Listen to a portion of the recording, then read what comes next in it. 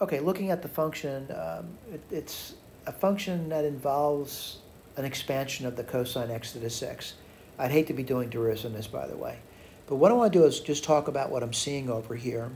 And what I'm seeing is a cosine function, which I should understand at this point. And this is going to be x5 in the bottom.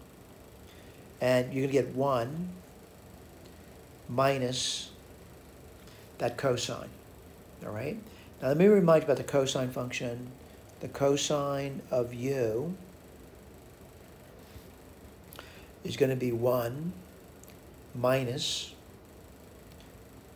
u squared over 2 factorial plus u4 over 4 factorial minus, I think you get the idea.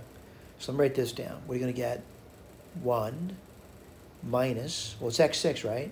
So you get x12 over 2 factorial. Let me just go backwards on that. Didn't look right. Plus x, well, let's say I did 2 times 6. Now it's 4 times 6, which is going to be 24 over 4 factorial. I got an idea now what's happening. And what I'm going to do now is I'm trying to simplify it a little tiny bit. And as I do that, I notice that the 1's disappear, and I'm left off with x to the 12th over 2 factorial minus x to the 24 over 4 factorial plus, let's see, it's going up by 12, right? 12 to 24, it goes up by 12. So what's going to be x to the 36, let's see, 2, 4, 6 factorial, right? Minus, you get the idea. This is being divided by x to the 5. Okay, let's keep going. What do you get over here? Well, I got to divide by x5 now, right? So what do you get? x7 over 2 factorial minus x19 over 4 factorial plus x31 over 6 factorial minus yada, yada, yada. I think I can write a sum down now. I'm going to say n equals, let's do 1, all right, to infinity. And at the bottom, I'm going to say 2n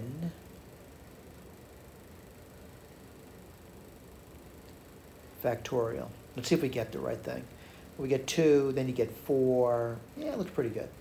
Let's go to the top. Let's put the power down. Not the power, but the alternate nature of it. Minus 1 to the n plus 1.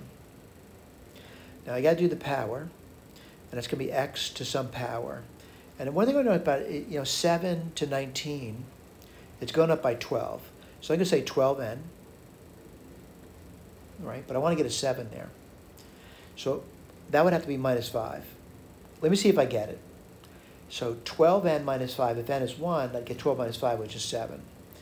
Now if n is 2, I get 24 minus 5, which is 19. If it's 3, 36, yeah, it looks pretty good, all right? So this converges for x, any real number. And what I want to do is look over here is, oh, by the way, there is an x it doesn't work for. X can't be 0. Someone says, why is that? Look at the original problem. X can't be 0. You'd be dividing by 0. All right? So let's take a look and see what we have. Do we get the right answer? In other words, not make any mistakes.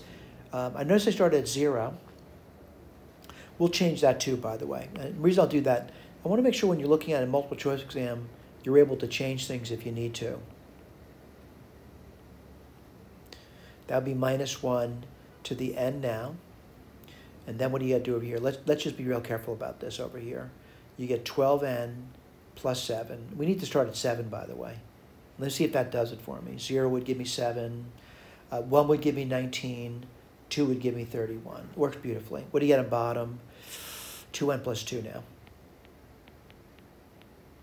And why is that? If you took n to be 0, you get 2 factorial n is 1, you get 4 factorial, so forth and so on. So again, this thing converges for all real numbers. However, x cannot be equal to 0. All right? So let's take a look at the key again.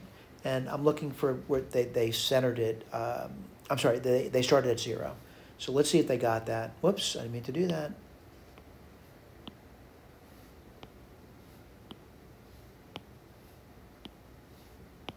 Just looking at it.